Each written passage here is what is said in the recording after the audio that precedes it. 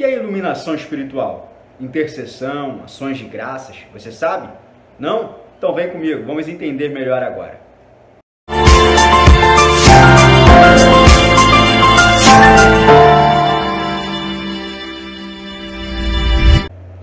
Olá, graça e paz do Senhor Jesus. Hoje nós estaremos estudando a quarta lição deste trimestre, a Igreja Eleita, e o tema da nossa lição é a iluminação espiritual do crente, tá? Então nós faremos como sempre, eu não vou fazer a leitura dos textos, somente os comentários, e você acompanha aí de onde você estiver. Mas antes, eu gostaria de pedir para você se inscrever em nosso canal, ativar o sininho para que você possa ser notificado de todos os vídeos que nós colocarmos aqui e também de deixar o seu like e o seu comentário, que é muito importante para nós, tá? Aproveita e compartilha esse vídeo com as pessoas que você ama, com os seus amigos da igreja, com as pessoas que gostam de AEBD, tá? Para que a vida delas também seja abençoada, tá bom? Então, nós vamos falar a respeito da iluminação espiritual do crente. Vamos entrar na nossa introdução. Paulo, quando ouviu que a fé em Cristo e o amor fraternal entre os crentes estava sendo praticado,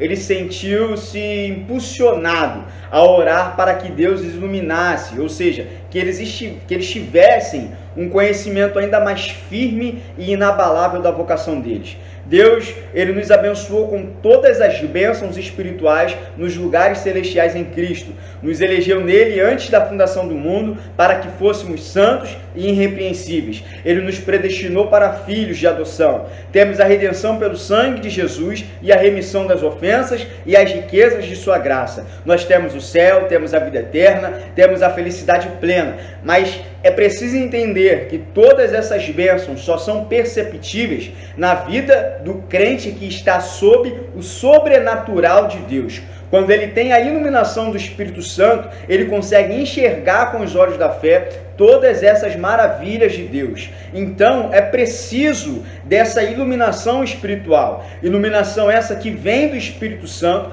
para enxergarmos esta realidade. Devemos pedir a Deus que abra o nosso entendimento, a fim de que a gente entenda de que somos o povo mais poderoso e o mais feliz da terra, pois temos uma gloriosa e viva esperança que não deve ser abalada pelas circunstâncias adversas. Vamos entrar agora no nosso primeiro tópico, que fala sobre a esperança da vocação e as riquezas da glória. E o primeiro ponto desse tópico é ação de graças e intercessão, tá? Em Efésios, capítulo 1, versículo 13 ao 14, o apóstolo Paulo ele vai descrever a extensão do plano de Deus desde a eternidade passada até a eternidade futura. Ele vai elaborar os mais elevados pensamentos que podem ocupar a nossa mente, pensamentos tão sublimes que Paulo fala ao povo de Éfeso sobre o grande dever de interceder por eles, a fim de que possam compreender tais conceitos.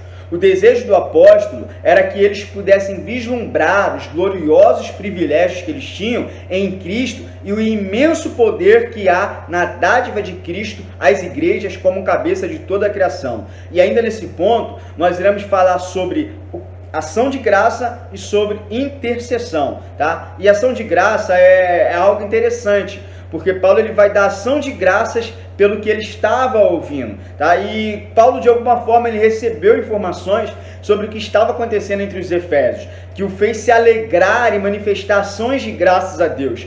Nós vamos falar de duas coisas que ele ouviu, que estão registradas no versículo 15 do capítulo 1 de Efésios, tá? E a primeira coisa que ele ouviu é que em Jesus, que a fé em Jesus estava presente entre eles. Os efésios, eles ouviram a palavra da verdade e creram em Cristo, mas eles continuaram firmes na fé. Apesar das circunstâncias difíceis, eles ainda sabiam que Paulo, que era o maior líder do cristianismo, estava preso em Roma. Eles não se deixaram afetar pela situação, mas eles firmaram os seus olhos em Cristo. Eles mantiveram os olhos em Cristo, e isso alegrou o coração de Paulo. E é interessante que essa mesma fé, ela deve estar sempre em cada um de nós, ela deve estar acesa em nossos corações, pois os olhos do Senhor, eles estão fitos naqueles que são fiéis a Ele, como está escrito em Salmos 101, versículo 6, que diz: os meus olhos procurarão os fiéis da terra, para que estejam comigo. O que anda num caminho reto, esse me servirá. Nós devemos entender que sempre precisamos olhar para Cristo, independente das circunstâncias. A segunda coisa que Paulo ouviu é que o amor fraternal entre eles estava sendo praticado. Quando Paulo trabalhou na igreja de Éfeso, ele mostrou com o próprio exemplo como se vive o amor. Então, não é de se surpreender que ele tenha ouvido sobre o amor dos Efésios. A fé produz fruto na comunidade cristã. Ela flui de Cristo para os nossos semelhantes que também pertencem a Ele em forma de serviço. Jesus disse aos seus discípulos: nisto todos conhecerão que sois meus discípulos, se vos amardes uns aos outros. Esse texto está em João, capítulo 13, versículo 35, mostrando que a questão do serviço, do amor, da demonstração dele, tá? É o que fez Paulo também se alegrar, é o que fez Paulo dar ações de graças a Deus pelo que estava ocorrendo com o povo de Éfeso, tá? Vamos então agora entender sobre o que é intercessão. Tendo ouvido ali que a fé estava entre eles e que o amor estava se manifestando com todos, Paulo ele teve uma certeza de que os efésios eram possuidores das bênçãos que ele descreve no texto. Sendo então levado a orar por eles, Paulo ele vai interceder, tá? A gente sabe que a intercessão ela é em favor de outra pessoa e Paulo ele faz isso, e essa intercessão era por iluminação espiritual dos crentes de Efésios e de todos os demais cristãos que crerem efetivamente em Jesus. Paulo ele vai interceder porque sabia que a extensão das bênçãos precisava ser reconhecida pelos crentes. Eles precisavam saber qual era a plenitude do que Deus reservou para os santos. A oração se torna um instrumento necessário da revelação, abre o nosso coração e ilumina nossa mente para compreendermos melhor as bênçãos espirituais. Paulo orou pedindo que Deus concedesse a eles espírito de sabedoria e de revelação no pleno conhecimento dele. Revelação aqui não é a revelação que a respeito de revelar sobre a vida do outro, o dom de profecia. Não, e a sabedoria não é sobre os conhecimentos naturais, coisas normais que a gente aprende na escola. O que Paulo está dizendo aqui é que a revelação diz respeito à comunicação do conhecimento. A sabedoria diz respeito ao uso adequado do conhecimento na nossa vida. O Espírito Santo é o espírito da sabedoria e é o espírito da revelação. Ele, visto que cada crente tem o Espírito Santo habitando dentro de si, Paulo não orou para que os crentes de Éfeso recebessem o que já tinham, que é a pessoa do Espírito Santo, mas ele orou para que eles recebessem mais iluminação dele. O apóstolo ele não estava se referindo ao conhecimento geral, mas ao conhecimento específico de Jesus Cristo. Queria que os crentes tivessem um conhecimento profundo e espiritual de Deus por experiência própria, um conhecimento que não pode ser adquirido através de capacidade intelectual, mas somente pelo ministério do Espírito Santo. Enfim, Paulo orou para que o Espírito Divino que neles habitava fizesse com que sua visão fosse mais nítida, mais intensa e mais ampla, e que o poder, o amor e a grandeza divina fossem reveladas ainda mais, tá? Então vamos lá para o nosso segundo ponto, que fala sobre a esperança da vocação, que ainda mergulhado em sua atividade intercessora pelos crentes da igreja de Éfeso, Paulo ele vai orar para que o Espírito Santo os ilumine a fim de saberem qual é a esperança da vocação de Deus para eles.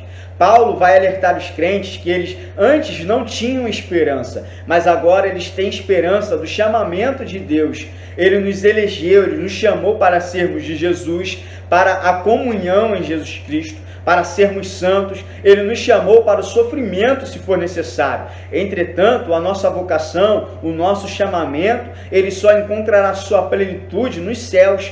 É importante nós entendermos que o mundo sem Jesus é um mundo sem esperança. A aceitação de Cristo é o que enche o coração de esperança e alegria, como dizem em Romanos capítulo 5, no versículo 2, que pelo qual também nós temos entrada pela fé a esta graça, na qual estamos firmes e nos gloriamos na esperança da glória de Deus. E a esperança não traz confusão, porquanto o amor de Deus está derramado em nosso coração pelo Espírito Santo que nos foi dado. Para os crentes neste mundo, infelizmente, só há tribulação, fadiga, infelicidade. Temos momentos alegres, sim, mas nenhum deles é comparado àquilo que nós esperamos. Mas nós aguardamos por um futuro glorioso, pois Deus Pai nos escolheu e nos adotou. Deus Filho nos redimiu e nos perdoou. E Deus Espírito Santo nos selou e nos deu sua garantia. O futuro não é algo que se deve temer ou algo que se deve aceitar com resignação. Não. Paulo ele ora para que a igreja venha conhecer e experimentar essa gloriosa esperança. Ele ora para que a igreja possa usufruir toda a sua riqueza espiritual. O reverendo Hernandes Dias Lopes, ele vai dizer o seguinte: Deus chamou-nos a alguma coisa e para alguma coisa. Deus chamou-nos para sermos de Jesus Cristo e para a santidade. Deus chamou-nos para a liberdade e para a paz. Deus chamou-nos para o sofrimento e para o seu reino de glória. Tudo isso estava na mente de Deus quando nos chamou, tá? Então nós fomos chamados por Cristo para viver algo incrível, um futuro incrível na presença dele. Vamos para o terceiro ponto, que fala sobre as riquezas da glória da sua herança. Nós precisamos ter muito claro em nossa mente a ideia de que, como filhos de Deus por adoção, nós também somos co-herdeiros de Cristo. E apenas na eternidade é que nós vamos poder compreender o alcance completo dessa herança que é oferecida por Deus aos que creem e permanecem fiéis.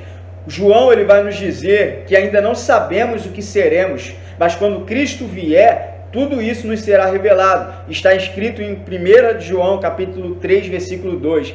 Amados, já somos filhos de Deus, mas Ele ainda não nos mostrou o que seremos quando Cristo vier. Sabemos, porém, que seremos semelhantes a Ele, pois o veremos como Ele realmente é. Um outro ponto interessante a ser mencionado é a respeito da visita de Paulo ao terceiro céu, onde ele viu coisas que para nós não nos é lícito contar ainda. Veja o que ele diz lá em 2 Coríntios capítulo 12, versículo 2 ao 4. Conheço um homem em Cristo que há 14 anos foi arrebatado ao terceiro céu.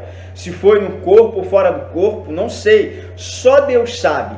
Sim, somente Deus sabe se foi no corpo ou fora do corpo.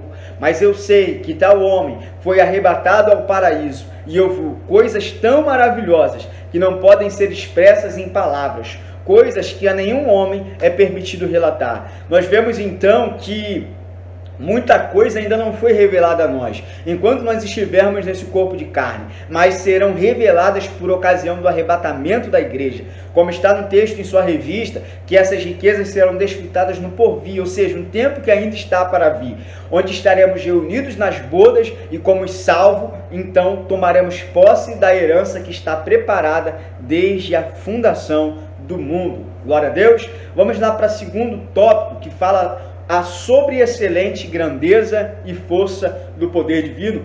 E o primeiro ponto é a sobreexcelência e grandeza do seu poder.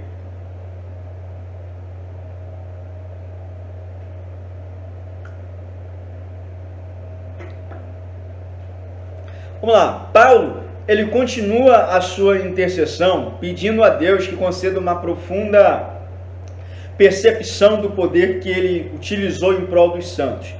Desde o momento em que ele inicia a sua intercessão, Paulo ele abrangeu 3 aspectos. Ele se referiu à vocação dos crentes, apontando para o passado. Ele vai se referir à herança, apontando para o futuro. E agora ele vai se referir ao poder de Deus, apontando para o presente, expressando acerca dos recursos sem limites à disposição do povo de Deus. Em suas palavras, Paulo ele afirma que o poder de Deus é excepcionalmente grande, que vai além do alcance da mente humana. Paulo ele vai impressionar os crentes de Éfeso com a grandeza do poder exercido na realização de tudo o que está no propósito de Deus, segundo a obra da sua eleição, da predestinação e da adoção. Paulo ele vai enfatizar o poder de Deus usando 4 palavras distintas para a palavra poder no versículo 19. A primeira palavra é dunamis, que traz a ideia de uma dinamite ou um poder irresistível. A segunda palavra é energeia, o poder que trabalha como uma energia. A terceira palavra é kratos, poder ou força exercida. E a quarta palavra é ischus, que é poder ou grande força inerente. Paulo ele faz uso dessas quatro palavras para enfatizar a plenitude e a certeza desse poder. Vamos continuar falando isso no próximo ponto, que fala a respeito da força e do poder divino. Que a gente entende que o poder que atua nos crentes é o poder da ressurreição. E esse é o poder que ressuscitou a Cristo dentre os mortos. O assentou à direita de Deus e lhe deu a soberania sobre o universo inteiro. Esse poder é como correntes de águas impetuosas que arrastam com muita força os obstáculos que encontram pelo caminho. Podemos afirmar que a morte de Cristo é a principal demonstração do amor de Deus, mas a sua ressurreição é a principal demonstração do poder de Deus. À luz do que Paulo pediu, eu tenho alguns questionamentos para a sua vida. Como você avalia a sua vida espiritual? Será que você tem usufruído as riquezas que tem em Cristo? Ou você tem fome realmente de Deus? Você compreende a esperança do seu chamado, de onde Deus o chamou, para o que Deus o chamou e para onde Deus o chamou? Será que você compreende o quão valioso você é para Deus? Será que você tem experimentado de forma prática o poder da ressurreição em sua vida? Entenda que o poder de Deus é extraordinário e supera todo e qualquer outro poder. Esse poder não pode ser compreendido pela mera lógica humana, mas nem por isso Deus deixou de se revelar de diversas maneiras em várias ocasiões a fim de que o ser humano viesse a conhecê-lo, como ele tem feito até os dias de hoje. Paulo ele vai tentar com muito esforço fazer entender a grandiosidade desse poder e pede a Deus que os destinatários de sua epístola tenham uma percepção profunda desse glorioso atributo divino que é o poder de Deus. Tá? Vamos então agora para o nosso terceiro tópico, que fala sobre Cristo, o nosso exemplo de exaltação. E o primeiro ponto desse tópico é Cristo, as primícias dos que dormem. A ressurreição de Cristo, ela foi a maior exibição do poder divino que o mundo jamais viu.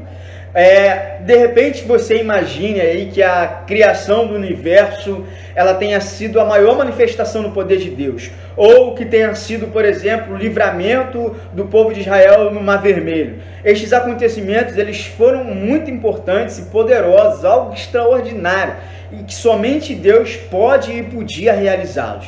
Mas o Novo Testamento ele vai nos trazer e nos ensinar que a ressurreição de Cristo e a sua ascensão, elas exigiram uma maior expressão do poder de Deus.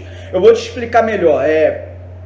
Sem a ressurreição de Cristo, o ser humano, a natureza, seja ela animada ou inanimada, estariam perdidos para sempre, pois Cristo, ele é a palavra criadora, e se ele não tivesse ressuscitado, essa palavra estaria morta. Então, por causa do poder divino, por causa da promessa e do propósito de Deus, a morte não podia reter Jesus na sepultura. A ressurreição ela vai autenticar o ministério do Senhor. Ela selou a sua obra de redenção. Ela marcou o começo da sua glorificação. E ela foi a continuação pública de que o Pai aceitou o seu sacrifício. Mas não é algo que foi apenas numa ação futura. Não. Deus ele já nos resgatou da sepultura espiritual em que o pecado nos havia colocado. Deus realizou uma poderosa ressurreição espiritual em nós por meio do poder do Espírito Santo. Quando cremos em Cristo, passamos da morte para a vida e então nós recebemos vida nova, a vida de Deus em nós. Tá? O segundo ponto fala sobre Cristo elevado à direita de Deus. Depois da ressurreição e ascensão de Cristo, Deus o promoveu ao lugar de suprema honra e autoridade. Ele o fez se assentar à sua direita nos céus. Ao fazer isso, Deus estava cumprindo a promessa messiânica no Salmo 110, versículo 1, que diz: o Senhor disse ao meu Senhor: senta-te à minha direita, até que eu faça dos teus inimigos um estrado para os teus pés. A direita de Deus é uma figura de linguagem, indicando um lugar de supremo privilégio e autoridade. A mais alta honra e autoridade do universo foi tributada a Cristo. O local é chamado de céus, e essa expressão se refere à morada de Deus. É onde está o Senhor Jesus hoje, com o corpo glorificado, que não pode mais morrer. Ele foi entronizado acima de todo príncipe e autoridade. Então, Cristo, ele é o maior poder, a maior autoridade, ele é o maior tudo que nós podemos ter. Tá? Então, quando ele é colocado à direita de Deus, cumpre-se a promessa, e nós temos ali a certeza de que outras promessas também irão se cumprir, que é a que nós aguardamos, que é a da volta de Cristo. Tá bom? Vamos lá para o terceiro tópico, que fala Cristo, terceiro ponto, Cristo exaltado sobremaneira. Paulo vai afirmar aos crentes destinatários de sua epístola que Deus, além de colocar Jesus numa posição de suprema honra e autoridade, colocou-o acima de todo principado e poder e potestade, domínio de todo nome que se nomeia. O Senhor Jesus, ele é superior a todo governo e autoridade humana. Ele domina sobre todos os seres, sejam eles inteligentes, bons, maus, angelicais ou demoníacos. No versículo 22, Paulo ele vai citar os Salmos de número 8, versículo 6, que indica que Deus exaltou a Cristo sobre todas as coisas, incluindo a sua igreja.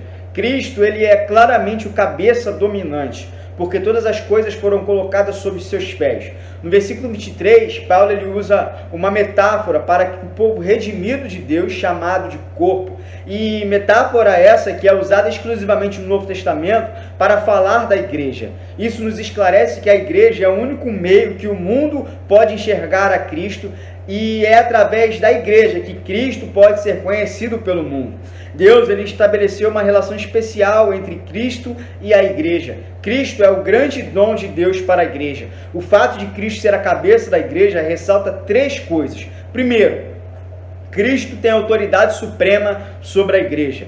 Ele governa, guia e dirige. Segundo, entre Cristo e a igreja existe uma união vital, tão íntima e real como é a da cabeça com o corpo. É uma união íntima, terna e indissolúvel. Terceiro, a igreja ela é inteiramente dependente de Cristo. E de Cristo, a igreja deriva sua vida, seu poder e tudo quanto é necessário à sua existência. A igreja ela é a plenitude de Cristo. A igreja está cheia da sua presença, animada pela sua vida, cheia com seus dons, poder e graça. A igreja é o prolongamento da encarnação de Cristo. A igreja é o seu corpo em ação na terra. A igreja está cheia da própria Trindade, Filho, Pai e Espírito Santo.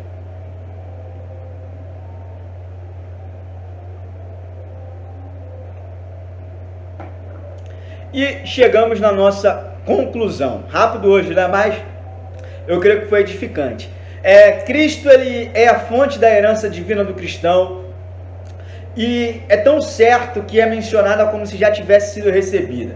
Assim, em Efésios capítulo 1, versículo 1 ao 14, Paulo ele mostra-nos que somos o povo mais rico da terra, e agora ele pede para Deus abrir o nosso entendimento, a fim de que saibamos que somos o povo mais poderoso da terra. Todas essas riquezas vêm pela graça e são para a glória de Deus. Toda a obra do Pai, do Filho e do Espírito Santo tem uma fonte, que é a graça, e um propósito, que é a glória de Deus. O nosso fim principal é glorificar a Deus, e o fim principal de Deus é glorificar a si mesmo. Amém? Então nós encerramos essa aula, tá? E eu creio que o Espírito Santo irá trazer uma iluminação sobre a sua vida, e aquilo que ele já tem sobre você será revelado, e você será cheio e impactado da glória, do poder e da manifestação da presença de Deus na sua vida. Amém? Que você tenha uma vida abençoada, uma semana cheia da presença de Deus, e até a próxima aula. Tchau, tchau!